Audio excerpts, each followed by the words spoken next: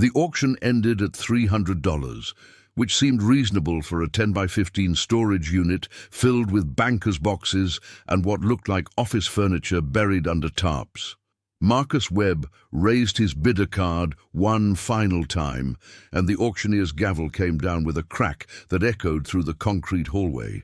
He'd been buying abandoned storage units for 2 years now, reselling the contents online, making decent money from other people's forgotten belongings. This one had looked promising through the half-open door during the viewing period. Organized, not chaotic, suggesting someone who'd stored things intentionally rather than just dumping trash to avoid paying for proper disposal. The facility manager, a bored woman named Sharon, handed him the bolt cutters and the new lock, then wandered back to her office without a second glance. Marcus was alone with his purchase, with the contents of Unit 247, which according to the delinquency notice had belonged to someone named Robert Chen. The rent had gone unpaid for 6 months, letters had been sent to an address that apparently no longer existed, and phone calls had gone unanswered until the facility had finally exercised its right to auction the contents. Standard procedure. Marcus had done this 40 times before.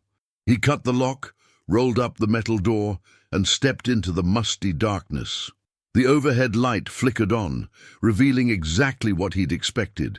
Rows of boxes, neatly labeled, a desk pushed against the back wall, filing cabinets, the organized abandonment of someone who'd meant to return but never had. He grabbed the first box, which was labeled simply Files 2019-2020 in neat handwriting, and carried it out to his truck. He'd sort through everything at home, decide what was worth selling, what was trash, what might need to be returned if he could locate the original owner. Except when he opened that first box 3 hours later in his garage, surrounded by coffee and the comfortable routine of sorting and cataloging, what he found made him understand why Robert Chen had vanished, why the storage unit had been abandoned, and why Marcus himself was now holding knowledge that put him in immediate danger. Before we dive into what was in that box and why it changed everything, make sure you hit that subscribe button and turn on notifications so you don't miss what happens next. Give this video a thumbs up if you love mysteries that start ordinary and spiral into something darker, and drop a comment below telling me what country and city you're watching from. I always love seeing how far our community reaches across the globe, connecting people who share a passion for stories that make you question everything. Storage unit auctions exist in this strange liminal space of capitalism and tragedy, where people's entire lives get condensed into metal boxes and sold to strangers when payments stop. Sometimes it's because someone died and no one knew about the unit. Sometimes it's divorce or financial collapse or simply moving and forgetting what you'd stored. Marcus had seen it all. Wedding dresses still in preservation boxes, children's artwork saved for decades, military medals, divorce papers, medical records, the physical evidence of lives lived and then somehow discarded or forgotten. He approached each unit with a mixture of curiosity and respect, aware that he was essentially rifling through someone's privacy, even if that privacy had been legally forfeited. Most of what he found was mundane: old furniture, outdated electronics, boxes of books or clothes, kitchen appliances that had gone out of style. He'd learned to spot the valuable items quickly, had developed an eye for antiques and collectibles, knew which brands of tools or equipment maintained resale value. The business was steady, if not spectacular, supplementing his income from freelance graphic design work and giving him something tangible to do with his hands after hours of sitting at a computer. Unit 247 had attracted him because of its organization, which, in his experience, meant someone who'd valued their possessions, who'd taken care with storage, who might have owned quality items worth reselling. He'd been right about the organization. He'd been catastrophically wrong about everything else. Marcus had established a system for processing storage units, sort first by category, then by potential value, then by disposal method. Furniture got photographed and listed online.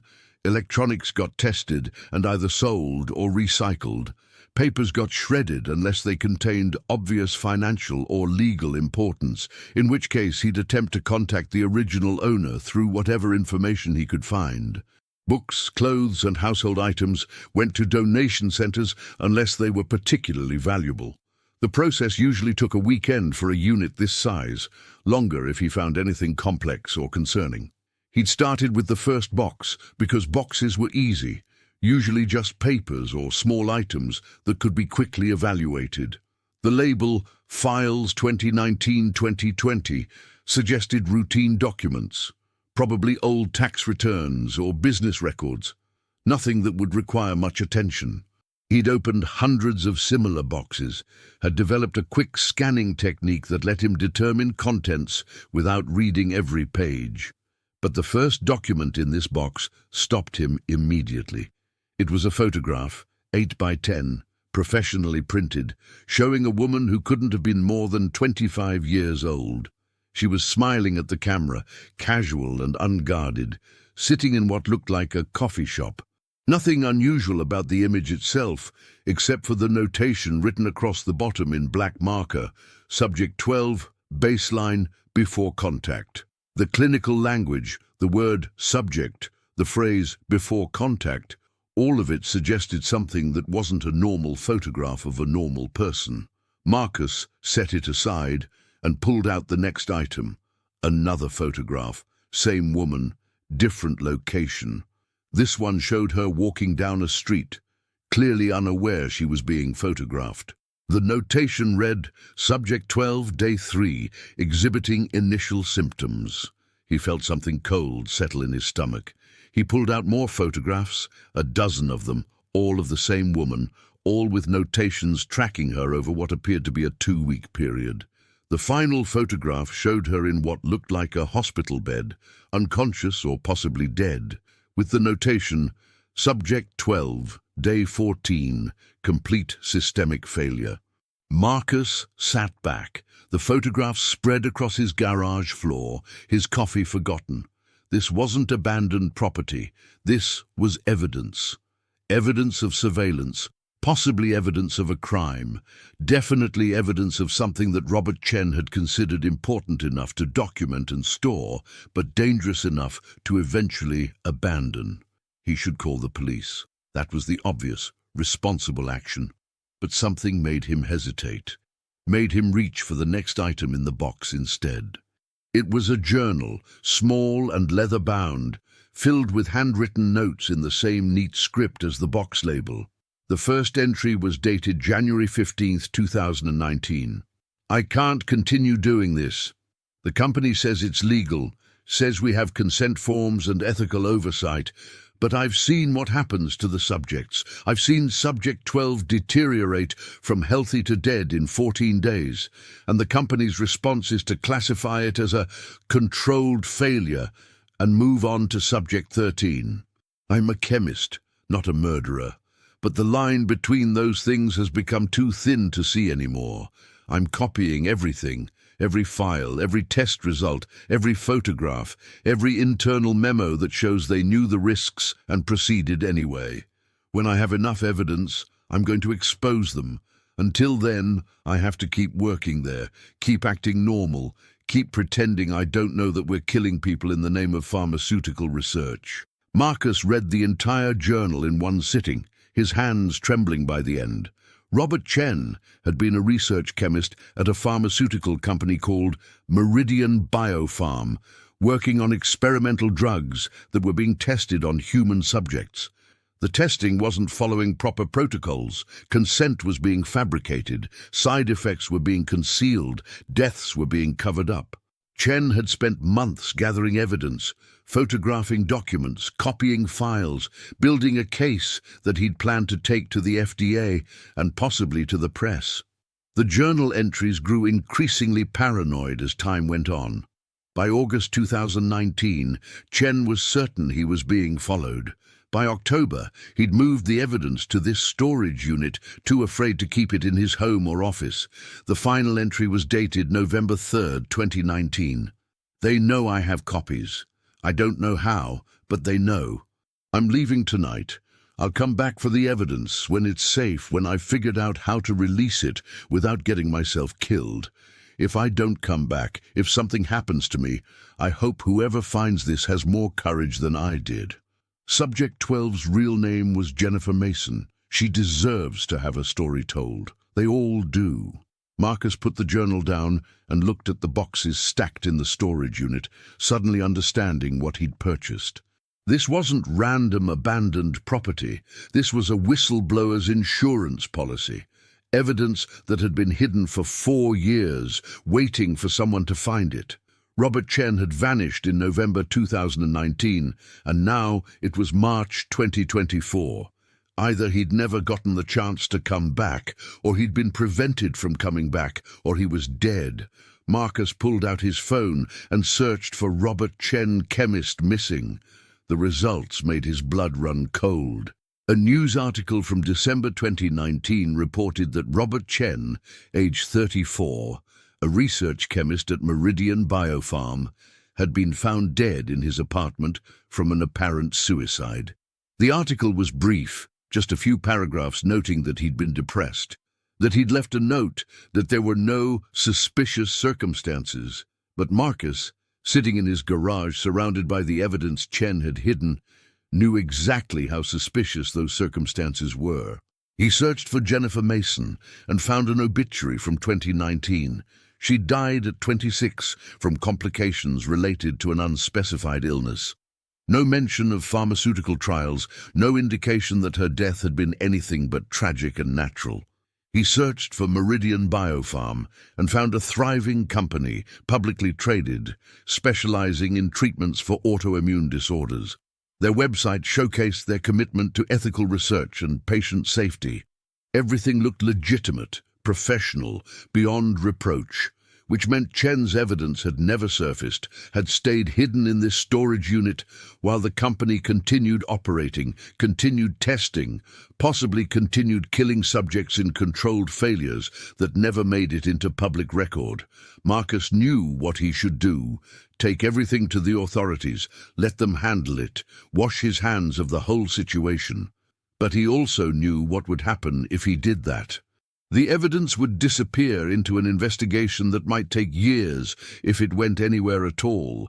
Powerful pharmaceutical companies had lawyers, had connections, had ways of making inconvenient evidence vanish. Chen had known that, which was why he'd never gone directly to the authorities, why he'd been trying to build an airtight case before exposing anything. And Chen was dead, officially a suicide, unofficially, almost certainly murdered.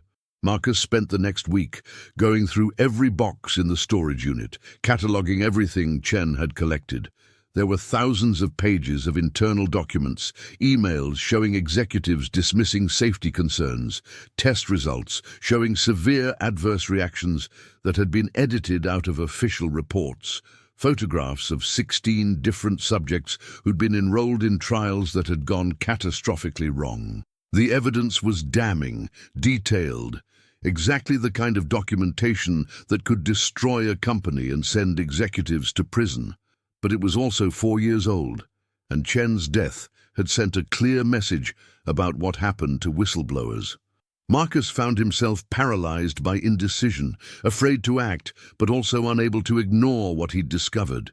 He researched Meridian Biopharm obsessively, looking for any indication that they'd changed their practices, any hint that Chen's disappearance had scared them into compliance. What he found instead was that they'd accelerated. In 2020, during the pandemic, Meridian had fast-tracked 3 new drugs through emergency authorization, drugs that were now prescribed to millions of people. If their testing protocols were still as corrupt as Chen's evidence suggested, if they were still fabricating consent and concealing side effects, then the scale of potential harm was exponentially larger than what Chen had documented. Marcus couldn't live with that knowledge and do nothing, but he also couldn't risk ending up like Chen, found dead in an apartment with a convenient suicide note. He needed to release the evidence in a way that couldn't be suppressed, couldn't be contained, couldn't result in a single investigator being silenced. He needed to make it public, undeniable, too widespread to bury. He reached out to a journalist, a woman named Sarah Keene, who specialized in pharmaceutical industry investigations. He used an anonymous email account, encrypted messaging, every precaution he could think of. He sent her a single document from Chen's files, enough to prove he had something real, but not enough to expose everything at once. Sarah responded within hours, her message terse and urgent. She wanted to meet, wanted to see the full evidence, wanted to pursue the story. They met in a public park, Marcus wearing sunglasses and a baseball cap like he was in a spy movie, feeling ridiculous but also genuinely frightened. He brought 3 boxes of documents, the most damning evidence, and watched Sarah's face as she paged through them. She looked up at him with an expression he couldn't quite read. Excitement, horror, determination. She said this was the biggest story she'd ever encountered, that it would take months to verify and corroborate, but that she was committed to pursuing it. She also said he was in danger now, that by possessing this evidence and contacting her, he'd put himself in the same position Chen had been in 4 years ago. She gave him the number of a lawyer who specialized in whistleblower protection, urged him to document everything, to leave copies of the evidence with trusted people, to be careful about who he talked to and where he went. Marcus went home feeling simultaneously relieved and terrified. The burden of knowledge partially shared, but the danger very much present. He spent the next 3 months working with Sarah, providing documents, answering questions, watching as she built the story piece by piece. She tracked down families of some of Chen's subjects, found people who'd been pressured into trials they didn't fully understand, located former Meridian employees willing to corroborate parts of Chen's account. The story grew beyond what Chen had documented, revealing a pattern of corruption that stretched back more than a decade. And then, just as Sarah was preparing to publish, Marcus got a visit. 2 men showed up at his door on a Tuesday morning, both in suits, both carrying identification that said they were FDA investigators. They asked about the storage unit, about what he'd found, about whether he'd shared the contents with anyone. Marcus, remembering Sarah's advice, said he'd contacted a journalist and a lawyer, said the evidence was already in multiple hands, said there was no point in threatening him because the story was going to break regardless. The men exchanged glances, and one of them smiled. He said they weren't there to threaten Marcus, they were there to warn him. Meridian Biopharm had known about the storage unit for years, had been paying the facility's owner to alert them if anyone ever purchased it, had been waiting to see what the buyer would do with Chen's evidence.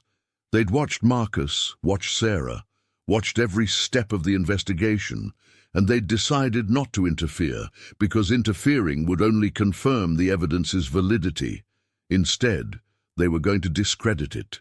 They had experts ready to testify that Chen had been mentally unstable, that he'd fabricated documents, that his death had indeed been a suicide by a paranoid chemist who'd become delusional about his work. They had lawyers prepared to file defamation suits against any publication that ran the story. They had connections with regulatory agencies that would slow any investigation to a crawl. The evidence was real, the man said, but that didn't matter. What mattered was narrative control, and Meridian had the resources to control the narrative in ways that Marcus and Sarah couldn't counter. He suggested Marcus drop the whole thing, said it would be easier for everyone, said the alternative would be years of legal battles that would consume Marcus's life and probably bankrupt him. Then they left, and Marcus stood in his doorway, wondering if Chen had received a similar visit, if this was how it had started for him, with polite men in suits explaining why resistance was futile. Marcus called Sarah and told her about the visit. She was quiet for a long moment, then said she'd expected something like this, that pharmaceutical companies always fought back, that the key was to make the story too big to suppress. She'd been building redundancies, sending encrypted copies of everything to multiple journalists and lawyers, preparing for the fight. The story was going to run in 2 weeks, and after that, it would be out of their control. Whatever Meridian did, whatever legal or PR strategies they employed, the information would be public. People could decide for themselves what to believe. Marcus spent those 2 weeks in a state of suspended anxiety, jumping at unexpected sounds, checking over his shoulder, half expecting another visit or something worse. But nothing happened. The story broke on a Thursday morning, a front-page investigation detailing Meridian Biopharm's pattern of illegal drug testing, falsified consent forms, covered-up deaths, and systemic corruption. Sarah had done remarkable work, corroborating Chen's evidence with new interviews and documents, building a narrative that was both damning and meticulously sourced. The response was immediate and overwhelming. Other journalists picked up the story, regulatory agencies announced investigations, congressional representatives called for hearings, and Meridian's stock price collapsed.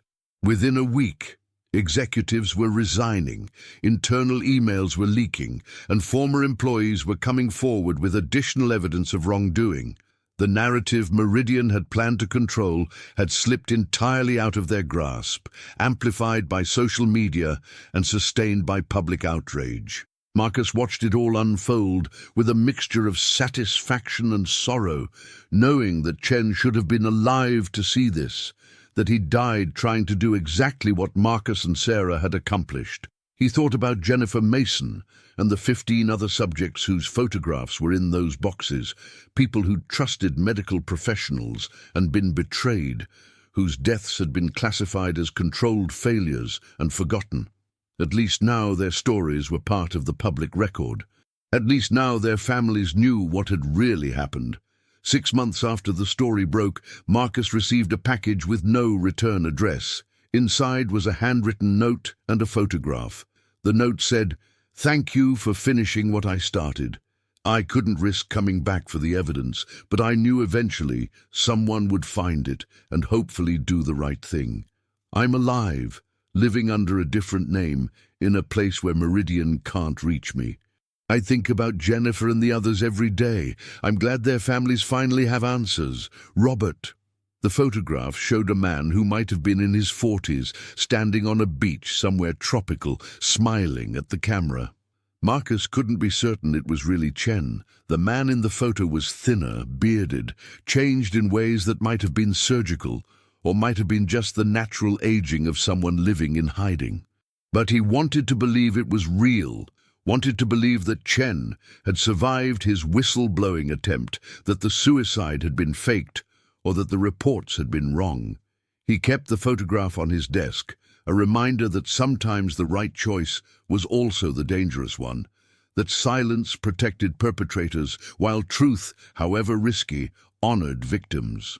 The storage unit had been empty for months now, its contents distributed to journalists and lawyers and regulatory agencies. Marcus had made no money from Unit 247. He'd spent more on legal fees and security measures than he'd paid at auction, but he'd accomplished something that mattered more than profit. He'd given voice to people who'd been silenced, had exposed corruption that might have continued for years, had finished the work that Chen had started and nearly died attempting. He still bought storage units, still sorted through other people's abandoned belongings, still made his living from forgotten property. But he approached each unit differently now, more aware that sometimes what looks like trash is actually evidence, that sometimes what seems abandoned was actually hidden, that the stories contained in those metal boxes can be more significant than anyone realizes until they take the time to look closely and think carefully about what they're seeing. The pharmaceutical industry survived the scandal, as industries always do. Meridian Biopharm filed for bankruptcy. Its assets were purchased by a competitor, and after suitable restructuring and rebranding, the work continued under different management and ostensibly better oversight. Some executives faced criminal charges, though most settled with fines that seemed almost trivial compared to the lives they'd destroyed. Regulatory agencies implemented new rules that were supposed to prevent similar abuses, though whether those rules would be enforced remained an open question. Marcus followed the aftermath with cynical interest, aware that systemic change was rare and that powerful entities had ways of adapting without fundamentally transforming.